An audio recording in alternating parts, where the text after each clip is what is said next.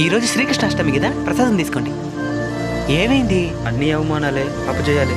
ఎన్నిసార్లు ప్రయత్నించినా ఫలితం లేకుండా ఉంది. కొన్నిసార్లు ప్రయత్నాలు సరిపోవు, సాహసాలు కావాలి. ఒక 5 కిలోమీటర్ల పరిపందెంలో 10 మంది పరిగెడుతూ ఉన్నారు.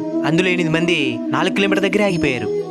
ఇంకా 5 కిలోమీటర్లకి 100 మీటర్ల ముందు ఇంకొకడు కూడా ఆగిపోతాడు. కేవలం ఒకే ఒక్కడు మాత్రమే తన లక్ష్యం వైపు పరిగెడుతూ ఉంటాడు. ఈ ఆగిపోయిన వాళ్ళందరూ ఏం చెప్తారంటే వాడేది చీటింగ్ చేసి పరిగెడుతున్నాడని చెప్తారు. వాస్తవానికి అతని కాళ్ళకి షూలు కూడా ఉండవు. నోట్లో నుంచి రక్తం గారుతూ ఉంటుంది, కళ్ళు కూడా మసకగా కనబడుతుంటది. కానీ ఆగడు. ఒకటి గుండెని ఆగిపోవాలి, లేదా నా లక్ష్యాన్ని చేరుకోవాలనే మొండి సాహసంతో ముందుకెళ్తాడు. చివరికి సాధిస్తాడు. నీ మాటలు వింటా ఉంటే ఏదైనా సాధించగలవు అనే నమ్మకం వస్తా ఉంది. మాతో స్నేహం చేస్తారా? నాకు చాలా పని ఉంది, వెళ్ళాలి. కానీ మీకు తోడుగా నేను రాసిన ఒక పుస్తకం ఉంది, అది ఇస్తాను.